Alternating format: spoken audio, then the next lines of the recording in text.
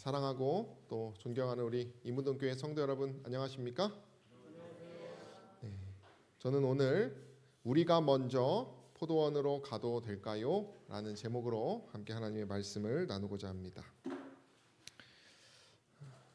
먼저 말씀 읽기 전에 저희 지난주에 저희 청년반 친구들이 삼육중앙교회에 연합예배를 잘 다녀왔습니다. 저희 교회 청년들이 한 10대 명 정도 가고 삼육중앙은 한 30에서 40 정도의 학생들이 모여서 강의를 들었습니다. 네, 저희 청년반 인스타가 있습니다. 혹시 그리고 또 이렇게 강의 이후에는 또 소그룹별로 식사하는 시간을 갖고요. 그리고 끝나고는 저녁 이후에는 또 함께 삼육중앙과 함께 또 풋살을 하는 시간을 가졌습니다.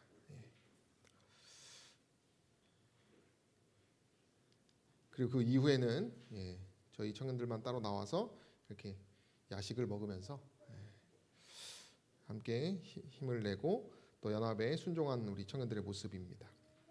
우리 청년들을 위해서 기도해 주시면 감사하겠습니다. 오늘의 비유는 두 아들에 대한 비유입니다.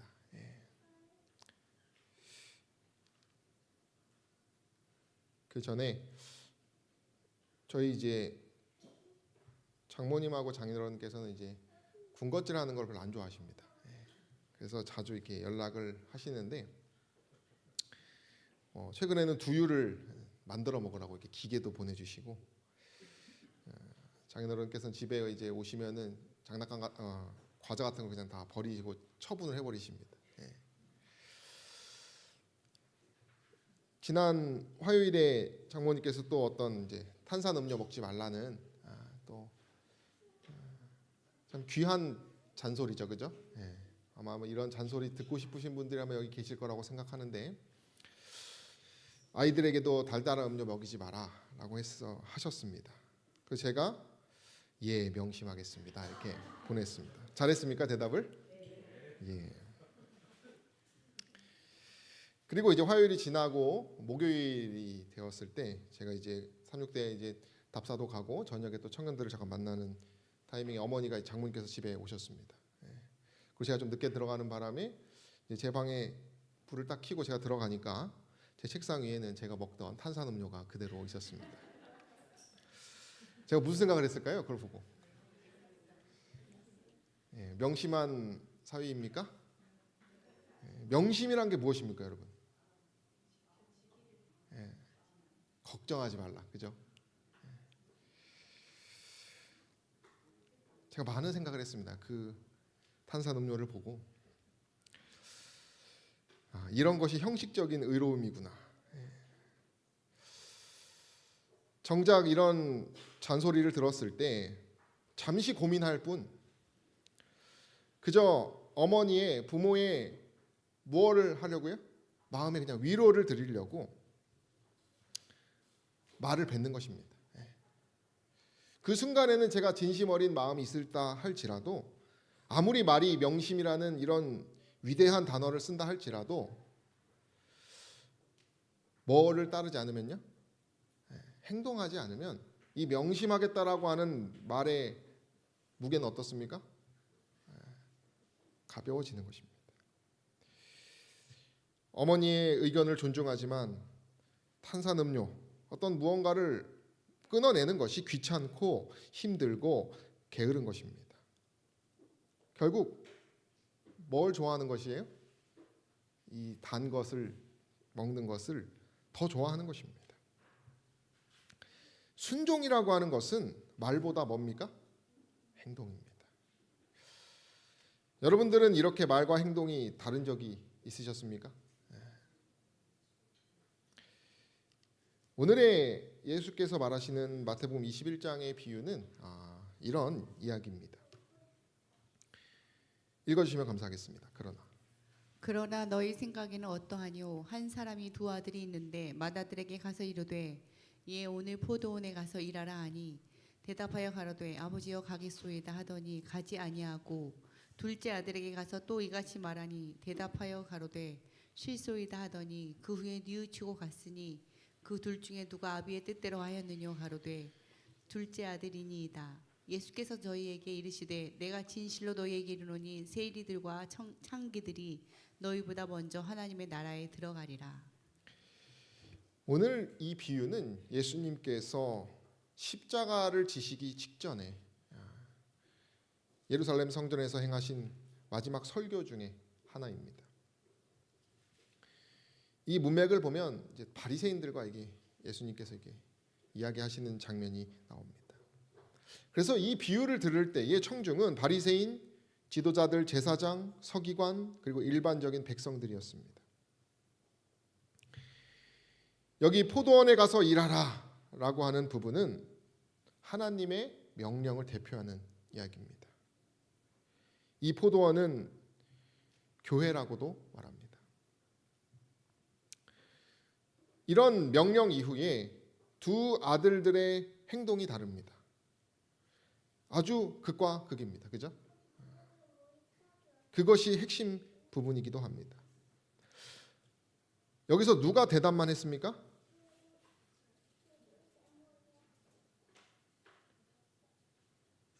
누가 대답만 하고 가지 않았습니까? 예, 큰아들입니다. 누가 아버지의 뜻대로 했습니까? 예, 둘째 아들.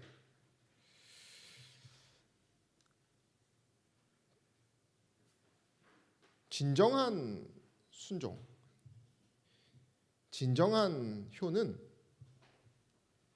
현재 그 어떤 말보다 또 높은 지식보다 어떤 분명한 형식보다 행동이요, 실천이요, 진심입니다. 부모의 말에 순종한다라고 하는 것은 말과 함께 신속한 응답으로 행동으로 이루어져야지 진정한 순종입니다. 오늘 이 비유는 위선적인 자들의 신앙을 예수께서 폭로하시고 하나님의 일꾼된 사람들의 모습이 어떠한지 경고하는 이야기입니다. 여기서 맏아들은 아까 말씀드린 명심하겠다고 하면서 뒤로는 음료를 사랑하는 제 모습이기도 합니다. 여러분들께서는 예수께서 지금 포도원에 가서 일하라고 하면 가시겠습니까?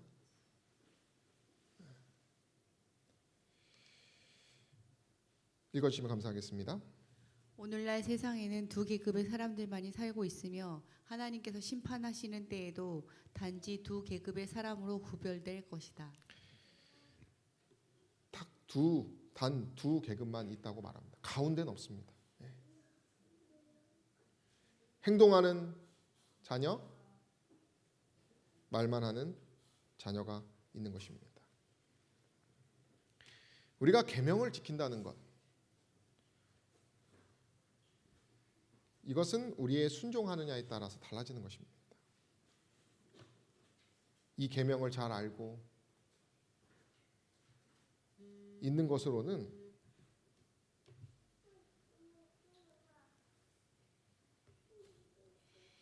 부족한 것이죠. 20세기에 출판된 한 책이 있습니다. 이게 이제 연례 국어, 이제 연례 국가로 이제 번역되어서 쓰여진 책인데요. 이 책은 역사 또 인간 경험 중심의 기독교적인 그런 신앙에 대해서 얘기를 합니다.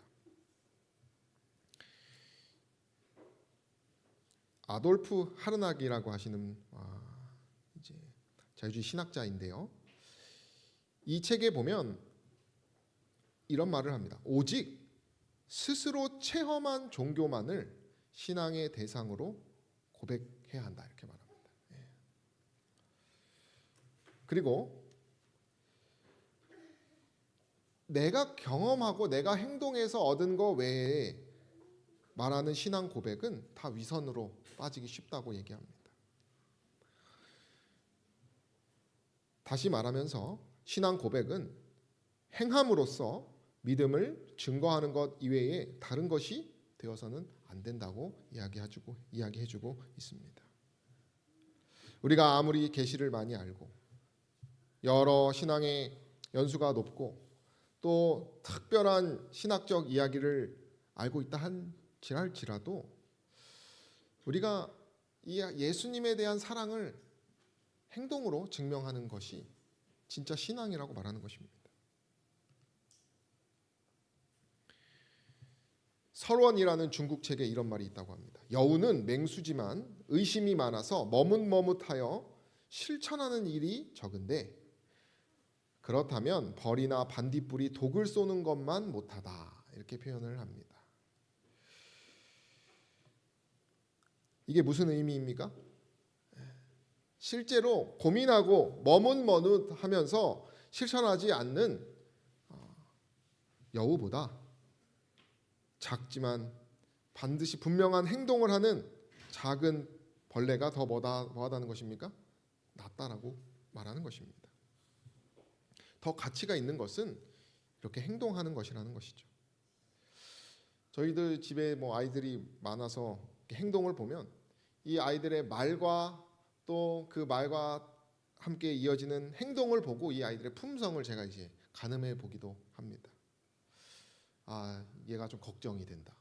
이런 고민을 하는 아들이 있고요. 얘는 잘하겠다는 생각을 하기도 합니다. 아이들은 정확하게 그것이 드러나서 더 잘 파악하게 됩니다. 그래서 부모들에게 기쁨이 되기도 하고 염려가 되기도 하는 것 같습니다. 이와 마찬가지로 저와 여러분들의 믿음 역시도 우리의 행동을 통해서 뭐하는 것입니까? 증명이 되는 것입니다. 아무리 멋들어진 간증을 한다 할지라도 가겠다라고 가겠나이다 당당하게 자신감 있게 말한다 할지라도 뭐 하지 않으면요? 그 말을 내가 행동으로 증명하지 않으면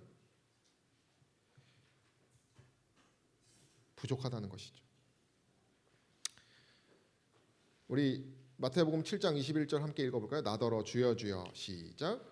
나더러 주여 주여 하는 자마다 천국에 들어갈 것이 아니요 다만 하늘에 계신 내 아버지의 뜻대로 행하는 자라야 들어가리라.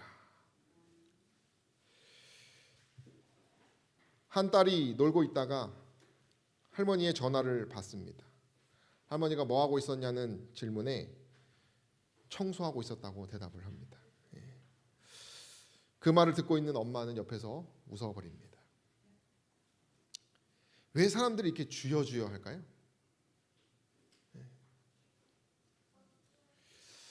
여러 이야기가 있겠지만 주여 주여 하는 어떤 그런 나의 모습 속에서 인정받고자 하는 그런 욕구가 있지 않을까 생각을 합니다.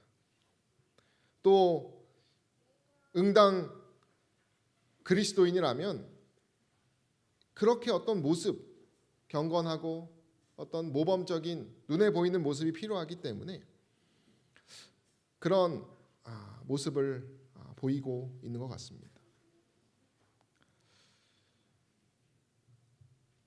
그러다가 내가 해야 할 의무를 이제 말을 하지만 행동을 하지 않으면 내 내면에서 계속 충돌이 일어납니다. 그죠? 아마 신앙의 여정이 계속 그런 충돌과 그런 싸움이지 않을까 싶습니다. 그러다 보면 이제 위선적인 어떤 그런 신앙의 맛을 이렇게 보게 되는 것이죠. 그죠? 그런 과정 속에서 내가 굳이 실제로 행동하진 않아도 사람들 앞에서 뭐 하면요? 나 이렇게 하고 있다.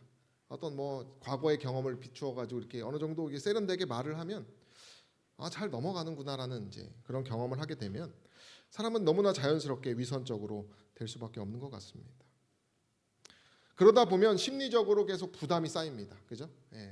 내가 스스로 나야 봤을 때 내 모습과 사람들 앞에서의 내 모습이 너무 다를 때 그렇게 되면 저는 개인적으로 저도 그랬던 경험이 있는데 그러면 이제 사람들을 깊이 만나는 것을 피하게 되더라고요. 왜 그렇습니까? 깊이 만나면 어떻게 돼요?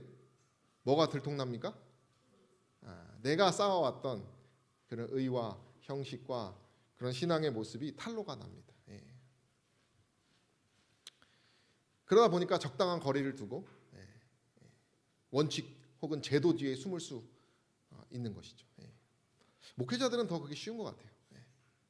뭐 하면 제가 딴 거 하고 있습니다. 라든지 여러 이야기 핑계거리를 하면서 실제적인 제 삶을 성도님들이나 그리스도인들 앞에서 또 영혼들 앞에서 숨길 수 있는 것 같습니다. 우리가 사람은 속일 수 있지만 말씀은 분명히 얘기합니다. 하늘에 계신 내 아버지의 뜻대로 행하는 자라.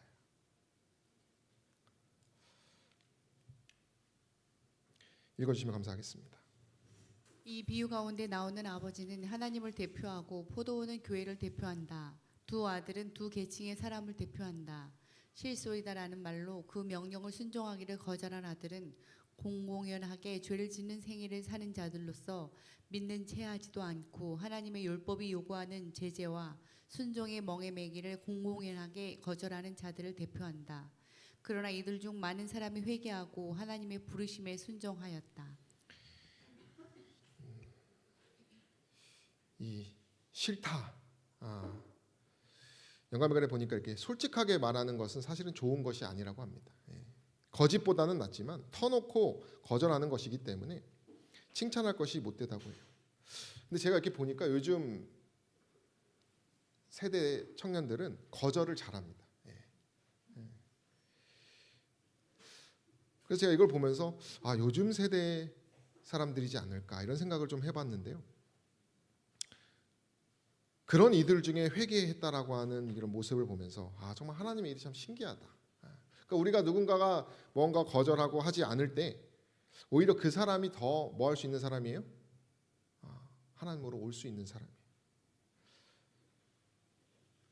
반대의 사람은 싫다는 말이 아니라 반대로 뭐라고 말합니까? 하겠다, 명심하겠다라고 하는 사람입니다. 그런 사람은 다음과 같은 사람이라고 말합니다. 이 비유 가운데 읽어주세요. 읽어주시면 감사하겠습니다. 비유 가운데 가겠나이다라고 대답한 아들은 신실하고 순종하는 아들처럼 보였으나 시간이 경과함에 따라서 그의 고백이 결국에는 진실하지 못했다는 것이 드러났다. 그는 자기 부친에 대한 참된 사랑이 없었다. 반대로 싫습니다라고 하는 것이 아니라 가겠다, 하겠다라고 대답한 아들은 진실하지 못했다고 말합니다. 그에게는 뭐가 없어요? 부친에 대한 참된 사랑이 없었다는 것입니다. 성경에는 오늘날 너희가 그의 음성을 듣거든 너희 마음을 뭐 하지 말라고 말합니까? 강팍해 하지 말라.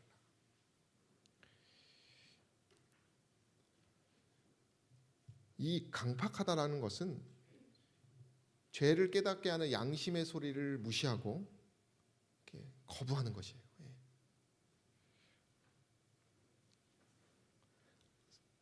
뜻대로 하지 않기를 선택하여서 합리화하는 개념이죠. 그런 것들이 결국 그 명령하는 자에 대한 사랑과 존경이 없는 결과라고 말을 해주고 있습니다. 제사장들과 바리새인들은 성경 그리고 하나님의 능력을 안다라고 말했던 사람들입니다.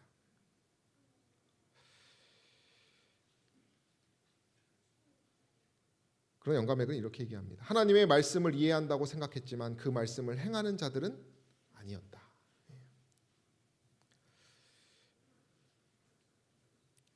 오늘날에도 많은 사람들이 행하고 있다. 이런 일을 행하고 있다. 많은 교회가 이러한 죄를 범하고 있다. 성경을 이해한다는 말은 곧 하나님의 계명을 뭐 한다는 의미입니까? 순종한다는 의미라는 것입니다. 진리에 순종할 마음을 가지고 겸손한 마음으로 진리를 찾는 자들만이 성경을 이해할 수 있다라고 말합니다. 어떤 한 의사 선생님이 말씀 보는 법을 제가 들었는데 그것이 아주 인상 깊었습니다. 그분은 오늘 내가 읽은 말씀이 하라는 대로 하겠다라고 하면서 일을 하시더라고요. 여러분들 말씀을 보실 때 이러한 열린 마음으로 말씀을 보십니까? 아마 다 그렇게 보시리라고 믿습니다. 우리가 참으로 성경을 사랑하고 정말 신앙을 행복을 느끼는 사람이라면 신앙으로 이 순종할 마음을 먹고 그 의지를 가지고 뭐 하는 사람이에요? 말씀을 보고 신앙을 하는 사람이라는 것입니다. 읽어주시면 감사하겠습니다. 이스라엘의 제사장들과 장로들은 종교 의식에 저희 생애를 바쳤으며 그 의식은 세상 사업과 연관시키기에는 너무나 신성한 것이라고 생각했다. 그러기에 저희는 저희의 생애가 절대적으로 신앙적이라고 믿고 있었다. 그러나 저희가 사람들에게 보이기 위하여 의식을 행했는데 그렇게 한 것은 세상 사람들이 그들은 경건하고 헌신한 자들이라는 생각을 갖도록 하기 위함이었다. 저희는 순종한다고 말하면서도 하나님께 순종하기를 거절하였다. 저희는 진리를 가르친다고 홍언했으나 진리를 실천하는 자들이 되지 못했다. 영감의 글에 보면 유대 국민들의 신앙생활이 다 이러한 태도였다고 말합니다.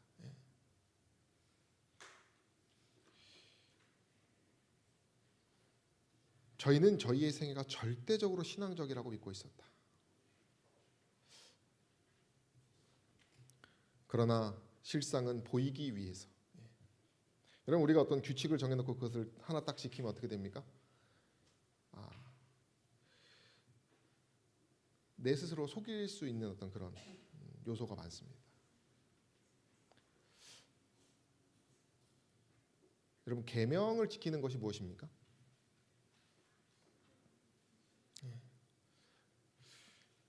그것은 이게 남으로 향해 가는 어떤 그런 사랑을 베푸는 것입니다.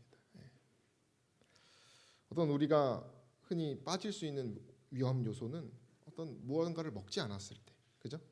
어떤 시간을 내가 잘 지켰을 때, 어떤 내 기준에서 이렇게 할 수 있는 통제될 수 있는 그러한 원칙들을 하게 되면 내가 뭘 잘하고 있다?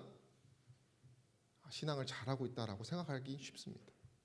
근데 제가 요즘 계속 바울 서신에 대해서 공부를 하는데 그 바울 서신에 보면 다 결국 그것은 다 이웃을 위한 사랑으로 귀결돼야 됩니다. 다시 말하면 제가 계속 반복드리고 우리가 만약에 볶은 곡식을 먹고 현미를 잘 먹고 또 안식일을 정말 사모하고 그것을 잘 지키는 사람이라면 그만큼 뭘 해야 될 수 있는 사람이어야 돼요?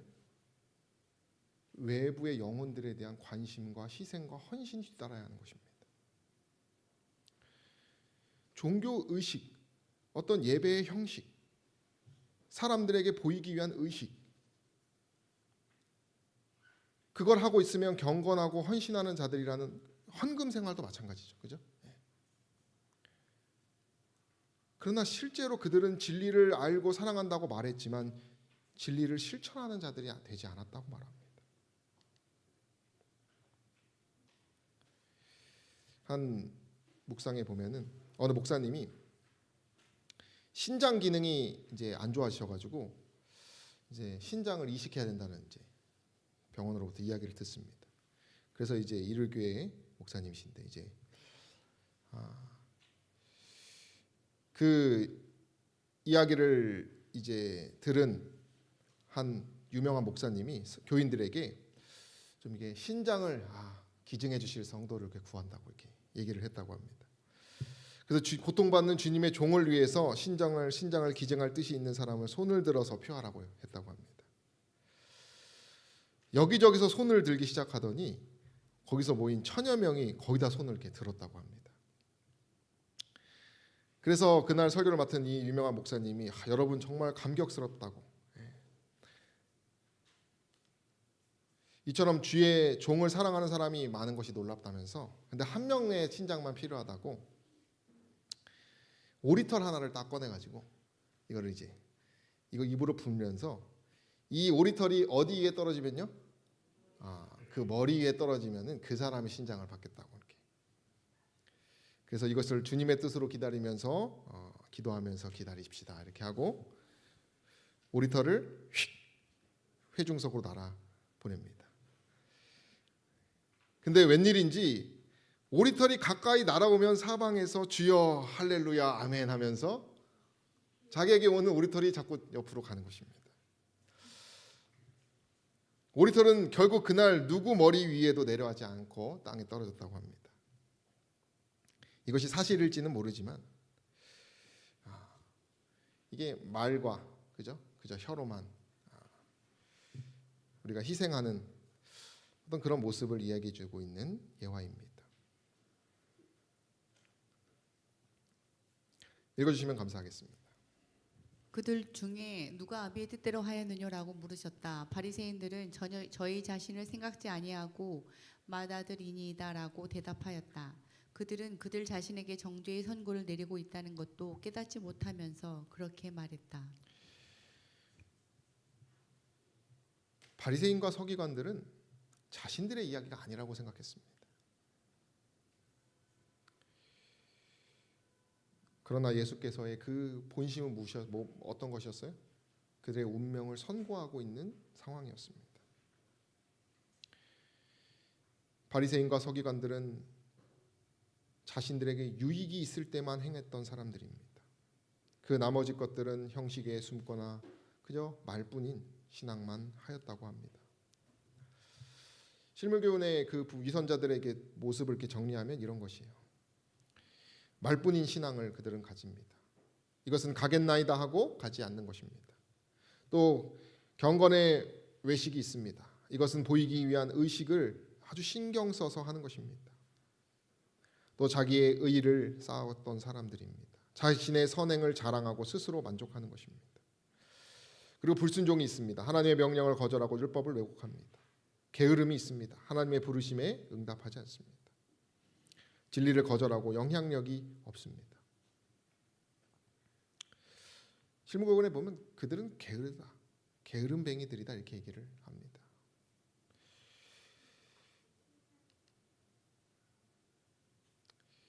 저 여러분들의 삶은 또 신앙은 어떻습니까? 지난 5월 제가 캠포리 출장 가면서 한 선배의 이야기를 이렇게 듣게 됐습니다. 한 선배가 이제 제가 소식을 들었어요. 어떤 길거리 아이들을 이렇게 전도하고 있다고. 그래서 그 형님이 있어가지고 형님 얘기 좀 해달라고. 한 수 좀 배워보고 싶다고 그래서 얘기를 들었습니다. 학생반에 이제 학생들이 없으니까 이제 길거리 아이들을 쉽게 말해서 노는 아이들을 이렇게 데려온 것입니다. 한 5-6명들이 지금 이렇게 교회를 나오고 있다고 합니다. 그래서 제가 이제 이 형님이 어떻게 이 아이들을 이렇게 꼬시고 어떻게 했는지 이렇게 보니까 저는 못 하겠어요. 무서워서 그런 애들 어떻게 이렇게 다 데려왔는지. 근데 그 아이들 얘기를 하는데 최근에 자기가 배신을 당했다는 것입니다. 친구 때문에 핸드폰이 망가져서 40만 원을 고쳐야 되는데 그걸 좀 달라고 했다는 것입니다. 그래서 막 울면서 얘기를 해요. 왜 남자가 40만 원 가지고 우냐? 그러면서 이렇게 줬는데 알고 보니까 그것이 이제 도박하다가. 그래서 그거를 이제 알고 사실대로 말하라고 하니까 이제 사실대로 말하면서 막 비 오는 날 자기 앞에서 무릎을 꿇으면서 그 학생이 다시는 안 하겠다고 막 정말 어떤 그런 모습. 그래서 3개월 동안 내가 널 지켜보겠다 하면서 그 사랑으로 안는 모습을 이렇게 보게 되었습니다. 그 아이들은 교회 앞에서 담배 피다가 혼나기도 하고 그 노는 무리 중에는 왕초도 있고요. 근데 그런 얘기를 해요. 자기가 지금까지 그 아이들에게 400만 원을 썼답니다. 아내에겐 쓰는 돈 말 안 한다고 합니다. 근데 제가 그 형님에게 저 형님 전 그렇게 못해요 했더니 너 이거 못하면 목사도 아니야 그러더라고요.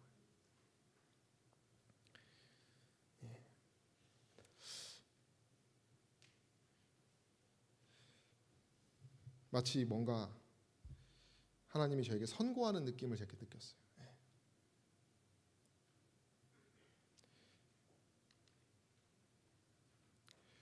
우리 함께 읽어볼까요? 저희가 시작. 저희가 순종하기로 약속한 것이 아무런 희생도 요구하지 않을 때에만 그 약속을 이행하는 것처럼 보인다. 그러나 극기와 자아 희생이 요구될 때나 십자가를 져야 할 일이 생길 때에는 뒤로 물러간다. 이 모습이 저와 여러분들의 모습이 아니시게 되기를 간절히 소망합니다. 순종은 오늘의 행동의 여부로 우리는 증명하게 된다는 것을 기억하시기를 바랍니다. 둘째 아들은 지체 없이 회개하고 갔습니다. 부르심을 거절하지 않았습니다. 그의 양심에 찌르는 성령의 음성에 그 성령의 음성을 붙잡고 행동하였습니다. 저는 여기서 이 부분이 사람이 외식하지 않는다는 사실이 결코 그 사람의 죄를 가볍게 해주는 것이 아니다라고 말합니다. 저는 그래도 거짓말하진 않아요. 저는 그래도 어느 정도 의가 있어요. 그런 것으로 우리가 우리의 의무를 다했다라고 말할 수 없는 것입니다.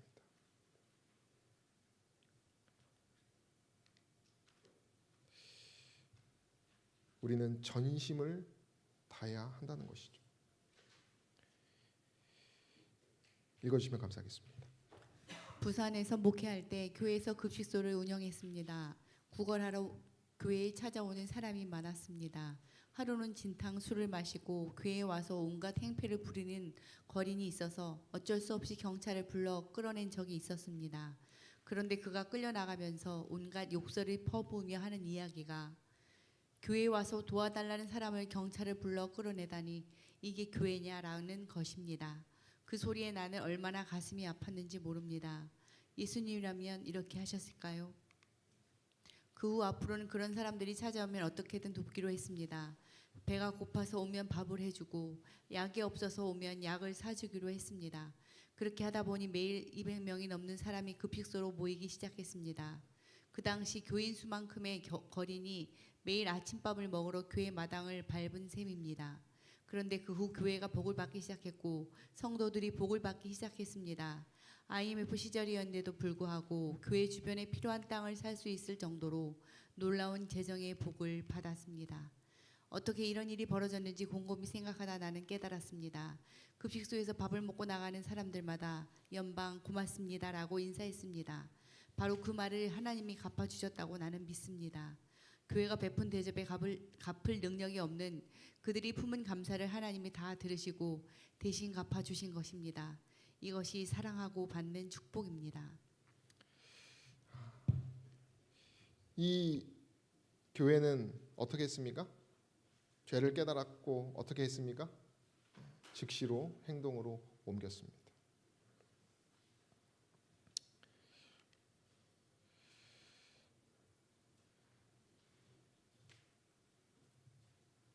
영감의 글에 보면 자신을 위하여 사는 것은 죽는 것이라고 말합니다. 우리를 위한 신앙으로 사는 것 역시 죽는 것입니다. 반면에 다른 사람의 유익을 위하여 나눠주려 하고 자기를 희생하려고 하는 정신은 그리스도의 정신이라고 말합니다. 우리의 신앙은 남에게 향해 있어야 합니다. 우리가 계명을 사랑한다라고 하는 것, 계명을 지킨다라고 하는 것은 최선을 다해서 하나님의 영혼을 위한 사랑을 베푸는 것입니다. 저는 최고의 직업은 목사라고 확신합니다. 왜냐하면 위로할 수 있는 일을 전면에서 할 수 있기 때문입니다.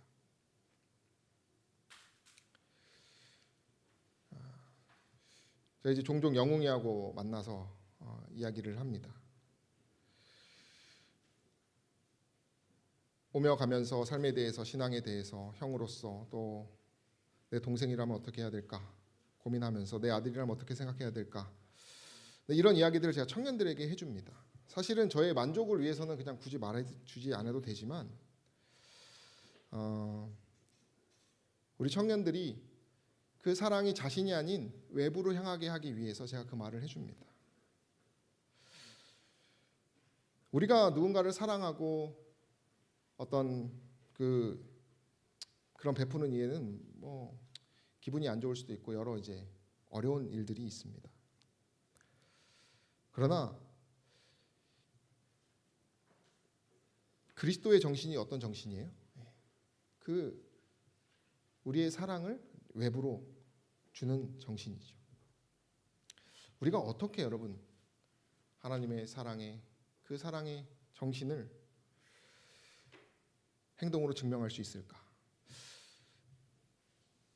여러분 진짜 신앙은 어떤 모습일까요? 이 그림 중에서 위에 있는 그림입니까? 이러면 좋겠지만 사실 이런 사람은 있습니까? 없습니까? 없습니다. 진짜 중요한 신앙은 밑에 있는 것이. 때때로 말이 앞설 수는 있지만 조금이라도 뭐 하는 사람이요? 행동하는 사람. 또 어느 날은 정말 잘할 때도 있는 것입니다. 우리는 포기해서는 안 된다는 것입니다. 스스로 속이면 안 된다는 것입니다. 부족하면 부족한 그대로 하나님 앞에 고백하고 제가 어떻게 가야 하냐고 물어야 합니다. 어떻게 우리가 포도원으로 갈 수 있겠냐고 물어야 합니다. 우리의 의지를 전부로 예수께 드려야 한다는 것입니다. 가면을 쓸 필요도 없고 우리 스스로 속일 필요도 없습니다. 그것이 더 진정한 자유를 느끼게 하는 것입니다. 우리가 만약에 완벽을 추구하려고 하는 모습만 사람들에게 보이려고 한다면 저는 위선에 빠질 수밖에 없다고 생각합니다. 그리고 형식에 숨을 수밖에 없다고 생각합니다. 그러면 결국 인간관계가 진정으로 하나 되지 못한다고 생각합니다. 서로가 서로의 부족한 부분을 고백하고 진정으로 그 예수 그리스도에 대한 사랑의 부족함을 서로에게 고백하면서 그럼에도 불구하고 나의 감정과는 상관없이 계속 그 길을 걸어가는 모습을 함께 나누면 저는 교회가 그 포도원이 진정으로 영혼으로 꽉 차게 될 것이라고 확신합니다. 영감교회는 이런 얘기가 있습니다. 하나님께서는 당신의 계획을 이루어 나가시는 주요 목적은 사람들을 시험하셔서 그들에게 저희 품성을 개발시킬 기회를 주시기 위함이다. 우리가 남에게 사랑을 베풀려고 하는 그것만큼 우리의 품성이 개발되는 것은 없습니다. 우리가 어떻게 말보다 행동으로 순종할 수 있을까? 우리 함께 읽어볼까요? 그리스도의 생애를 생각하라. 시작. 그리스도의 생애를 생각하라. 인류의 선두에 서서셔 아버지를 섬기신 그분은 우리가 어떠한 아들이 되어야 하는지를 보여주는 모본이 되신다. 하나님께서는 그리스도께서 바치셨던 그 같은 순종을 오늘날의 사람들에게도 요구하신다.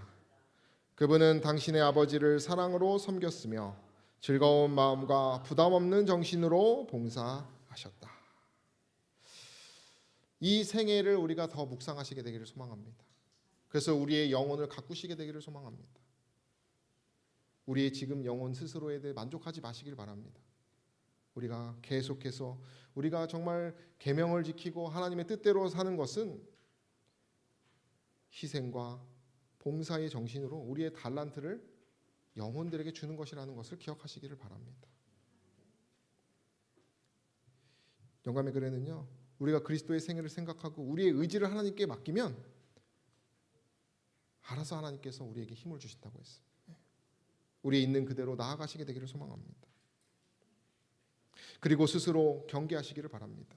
그대가 그리스도를 전적으로 반대하지 않는다고 해서 하나님을 섬기고 있다는 생각을 갖지 말라고 말합니다. 여러분 스스로 하나님을 섬기고 있다는 생각을 갖지 않으시기를 바랍니다. 여러분들의 의, 우리의 의는 다 쓰레기 같은 것입니다. 전혀 믿을 것이 못 됩니다.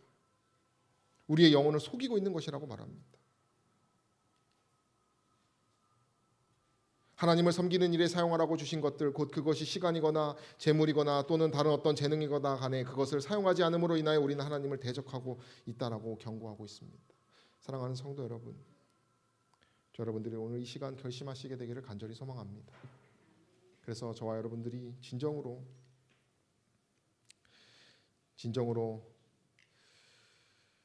우리가 하나님께 받은 정말 우리가 고백하고 우리가 사랑하는 그 예수님의 사랑, 그 사랑을 더 기억하셔서 그 사랑이 나에게 필요한 것만큼 남에게 전하시게 되기를 소망합니다.